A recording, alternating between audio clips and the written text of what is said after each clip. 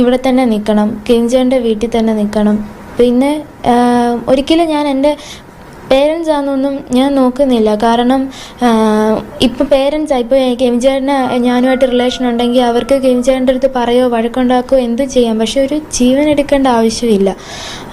അപ്പോൾ എനിക്ക് ഒരിക്കലും കെവിൻ നീനു എന്ന പേര് അറിയാത്ത മലയാളികൾ ചുരുക്കമായിരിക്കും. കെവിനും നീനു മലയാളികളുടെ പ്രണയത്തിന്റെയും നൊമ്പരത്തിന്റെയും പ്രതീകങ്ങളായി മാറിയിട്ട് 7 വർഷങ്ങൾ കഴിഞ്ഞു. 2018 ഏറ്റവും സെൻസേഷൻ ആയ ഒരു സംഭവമായിരുന്നു കെവിൻ കൊലക്കേസ്. തങ്ങളെക്കാളും താഴ്ന്ന ജാതിയിൽപ്പെട്ട ഒരുത്തനുമായി നീനു ഇറങ്ങിപ്പോയപ്പോൾ അതിന് പകരമായി അവളുടെ അച്ഛനും സഹോദരന്റെ കൂട്ടുകാരും ചേർന്ന് നടത്തിയ പ്രതികാരമാണ് കെവിന്റെ കൊലപാതകത്തിൽ കലാശിച്ചത്. കേരള മനസാക്ഷിയെ ഞെട്ടിച്ച ദുരഭിമാന കൊല. ഈ അടുത്ത് മോഹൻലാലിന്റെ തുടരും എന്ന സിനിമ റിലീസ് ആയപ്പോഴാണ് കെവിനും നീനുവും വീണ്ടും ചർച്ചകളിൽ നിറഞ്ഞു തുടങ്ങിയത്. ഒരു ദുരഭിമാന കൊലയെ ബേസ് ചെയ്തിട്ടാണല്ലോ തുടരും എന്ന സിനിമയിലെ കഥ മുന്നോട്ട് പോകുന്നത്. കെവിന്റെയും നീനുവിന്റെയും ജീവിതമാണ് ഇങ്ങനെ ഒരു സിനിമ എടുക്കാൻ പ്രചോദനമായത് എന്ന് സംവിധായകൻ തരുൺ മൂർത്തിയും സിനിമയിലെ ചില അഭിനേതാക്കളും തുറന്നു പറഞ്ഞിട്ടുണ്ടായിരുന്നു. അങ്ങനെ കെവിനും നീനുവും വീണ്ടും ചർച്ചകളിൽ നിറഞ്ഞതിനിടെയാണ് മറ്റൊരു വാർത്ത കൂടി വരുന്നത്. നീനു വിവാഹിതയായ എന്നായിരുന്നു ആ വാർത്ത. വയനാട് സ്വദേശിയാണ് വരൻ എന്നാണ് അറിയാൻ സാധിച്ചത്. നമുക്കറിയാം കെവിന്റെ മരണശേഷം നീനു ജീവിച്ചത് കെവിന്റെ മാതാപിതാക്കളുടെ കൂടെയായിരുന്നു. അവരുടെ കൂടെ നിന്നുകൊണ്ടാണ് അവൾ പഠനമൊക്കെ പൂർത്തിയാക്കിയത്. സത്യം പറഞ്ഞാൽ ഈ വാർത്ത കേട്ടപ്പോൾ ഒരുപാട് സന്തോഷമായി. പക്ഷെ ആ ന്യൂസ് ഫേക്ക് ആണെന്ന് വാദിച്ച് ഇപ്പോൾ ചിലർ രംഗത്തെത്തിയിട്ടുണ്ട്.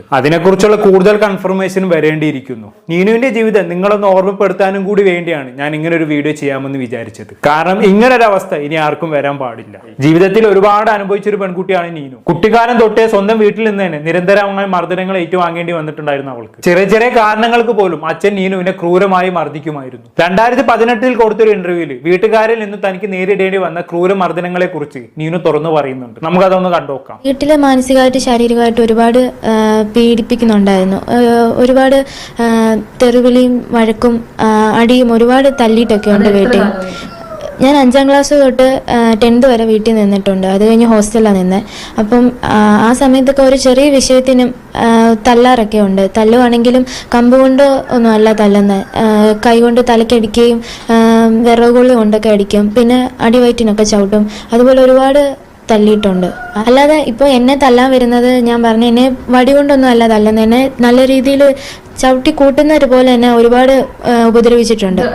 ഓക്കെ, അങ്ങനെ ഇരിക്കുകയാണ് നീനുവിന് കോട്ടയത്തുള്ള ഒരു കോളേജിൽ ഡിഗ്രിക്ക് അഡ്മിഷൻ കിട്ടുന്നത്. കൊല്ലം ജില്ലയിലെ തെന്മലയിലുള്ള തന്റെ വീട്ടിൽ നിന്നും കോട്ടയത്തേക്ക് നീനുവിന്റെ ജീവിതം പറിച്ചു നടപ്പെട്ടു. വീട്ടിൽ നിന്നുള്ള ഉപദ്രവങ്ങളിൽ നിന്നുള്ള രക്ഷപ്പെടൽ കൂടിയായിരുന്നു നീനുവിന്റെ കോട്ടയത്തെ ഡിഗ്രി പഠനം. അവിടെ വെച്ചാണ് കെവിനെ നീനു പരിചയപ്പെടുന്നത്. 2 വർഷക്കാലം അവർ പ്രണയിച്ചു. വീട്ടിൽ ആരും അറിയാതെ നീനു തന്റെ പ്രണയം കൊണ്ടു നടന്നു. എന്നാൽ അപ്പോഴേക്ക് നീനുവിന്റെ വീട്ടിൽ കല്യാണാലോചനകൾ തുടങ്ങിയിരുന്നു. അപ്പോഴും അവധിക്ക് വീട്ടിലെത്തുമ്പോൾ അച്ഛനും അമ്മയും അവളെ ഉപദ്രവിക്കുമായിരുന്നു. അതിനിടയിലാണ് ഈ കല്യാണാലോചന. എല്ലാം കൈവിട്ടു പോവുകയാണെന്ന് മനസ്സിലാക്കിയ നീനു കെവിനെ ഫോൺ വിളിച്ചു. 2018 മെയ് 24 കെവിൻ ഗൾഫിൽ നിന്ന് ലീവിന് വന്നതാണ്. നീനുവിനെ കല്യാണം കഴിക്കാൻ വേണ്ടിയുള്ള പണം സമ്പാദിക്കാൻ വേണ്ടിയാണ് കെവിൻ പ്രവാസിയായത്. അങ്ങനെ ലീവിന് വന്ന നാട്ടിലുള്ള സമയത്താണ് നീനു കെവിനെ വിളിക്കുന്നത്. കോളേജ് അവധി ആയിരുന്നത് കൊണ്ട് തന്നെ ആ സമയത്ത് നീനു കൊല്ലം തെന്മലയിലുള്ള തന്റെ വീട്ടിലുണ്ടായിരുന്നു. അവൾ അവിടെ നിന്നും ഇറങ്ങി കോട്ടയത്തേക്ക് വണ്ടി കയറി. ഇനിയും വീട്ടിൽ നിൽക്കാൻ തന്നെ കൊണ്ട് കഴിയില്ല എന്നും തന്നെ വിവാഹം ചെയ്യണമെന്നും നീനു കെവിനോട് ആവശ്യപ്പെട്ടു. കെവിൻ അവളെ 2 കൈ നീട്ടി സ്വീകരിച്ചു. രജിസ്റ്റർ വിവാഹം ചെയ്യാനുള്ള ഒരുക്കങ്ങൾ കെവിൻ ചെയ്തു തുടങ്ങി. കാര്യങ്ങളെല്ലാം ഒന്ന് കരിഞ്ഞു തെളിയുന്നത് വരെ നീനു കോട്ടയത്തുള്ള ഒരു ലേഡീസ് ഹോസ്റ്റലിൽ താമസിച്ചു. അതിനിടയിൽ നീനുവിന്റെ അച്ഛനടക്കമുള്ള ബന്ധുക്കൾ കോട്ടയത്തെത്തി പോലീസിൽ പരാതിയും കൊടുത്തു. കെവിനെയും നീനുവിനെയും പോലീസ് സ്റ്റേഷനിലേക്ക് വിളിപ്പിച്ചു. നീനുവിനൊന്ന് കണ്ടാൽ മാത്രം മതിയെന്നാണ് അച്ഛൻ പറഞ്ഞത്. അങ്ങനെ കെവിനും നീനു സ്റ്റേഷനിലേക്ക് പോയി. സ്റ്റേഷനിൽ വെച്ച് നാടകീയമായ രംഗങ്ങളാണ് നടന്നത്.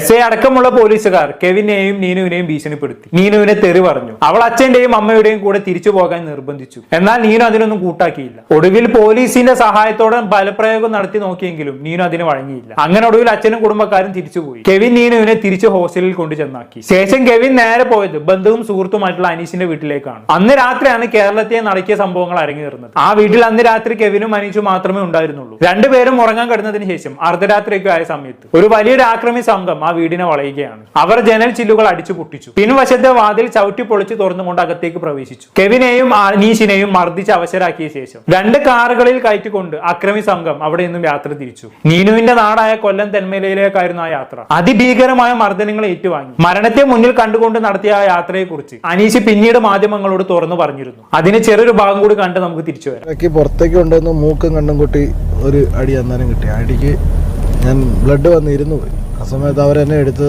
നേരെ വഴി കൊണ്ടുവന്നിട്ട് വഴിയിൽ നിന്ന് വലിച്ച് വണ്ടിയിലോട്ട് കൊണ്ട് കയറ്റുമായിരുന്നു. വണ്ടിയെ കയറിയ സമയം മുതൽ ഇന്നോവയുടെ ബാക്ക് സീറ്റിലായിരുന്നു. ബാക്ക് സീറ്റിലെ ഒരു സൈഡിലോട്ട് പുറകിൽ സീറ്റിൽ ആ സൈഡിലായിട്ട് എടുത്തിട്ട് ഇവിടെ തുടങ്ങിയ സമയം വണ്ടി സ്റ്റാർട്ട് ചെയ്ത് പോകുന്ന സമയം ഫുള്ളായിട്ട് ഇടിച്ചോണ്ടിരിക്കുകയാണ്. ബക്കറ്റ് സീറ്റ് വണ്ടിയാണ്. ഇടയ്ക്ക് നാൾ ചേഞ്ച് ചെയ്തിട്ട് നേരെ പുറകെ ഇരിക്കുന്ന ആൾ ഫ്രണ്ടി വരുന്നു, ചേഞ്ച് ചെയ്തിരുന്നതാണ് വണ്ടി അവർ ഇടിച്ചോണ്ടിരിക്കുന്നത്. ബാക്കിലെ ഗ്ലാസും ഈ ക്വാർട്ടർ ഗ്ലാസ് രണ്ടും ബ്ലൂ ഫിലിം ഒട്ടിച്ച് മറിച്ചൊരു വണ്ടിയായിരുന്നു. അതുകൊണ്ട് പുറത്തെ കാഴ്ചകൾ നമുക്ക് വിശദമായിട്ട് കാണാനും പറ്റില്ല. റൂട്ടായെന്ന് പറഞ്ഞ് നമുക്ക് മുന്നോട്ട് നോക്കാൻ അവർ സമ്മതിക്കുന്നുമില്ല. തല പൊക്കുമ്പോഴേ തലയ്ക്ക് ഇടിച്ച് തല പൊക്കാനുള്ള അവസരം തരുന്നില്ല അവർ. ഒരാൾ ബാക്കിലുണ്ടായിരുന്നു, ഫ്രണ്ടില് ബക്കറ്റ് സീറ്റ് 2 പേര്, പ്രൈവറ്റ് സീറ്റ് 2 പേര് മാറി. ഈ ഫ്രണ്ട് സീറ്റ് ഇരിക്കുന്ന ഫ്രണ്ടിൽ നിന്നല്ല, ഈ ഇവിടെ ഇരിക്കുന്ന 2 പേര് അങ്ങോട്ടും ഇങ്ങോട്ട് മാറുന്നു. വണ്ടി നിർത്തുന്നില്ല, വണ്ടി നിർത്താതെ തന്നെ ഓട്ടത്തിൽ തന്നെ അവിടുന്ന് മാറി, അവര് തന്നെ മാറിയാന്ന് ഇടിച്ചോണ്ടിരിക്കും. ഇവര് തമ്മിലുള്ള സംഭാഷണം എന്തായിരുന്നു ഇതിനിടയിൽ? ഇവര് പെണ്ണിന്റെ ഇത് എടുത്ത് പോകുന്നത് പെണ്ണിന്റെ സഹോദരൻ തന്ന കൊട്ടേഷനാണ്.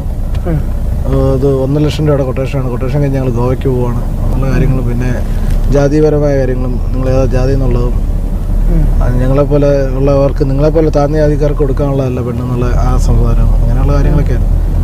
പിന്നെ ഭീഷണിയായിരുന്നു, കൂടുതലും ഭീഷണി. കൊല്ലാൻ കൊണ്ടുപോവാണ്, കൊല്ലുന്നു അല്ല അങ്ങനത്തെ രീതികൾ. അവനെ കൊല്ലും, എങ്ങനെയും കൊല്ലും എന്നുള്ള രീതികളാണ് മൊത്തം പറഞ്ഞിട്ടത്.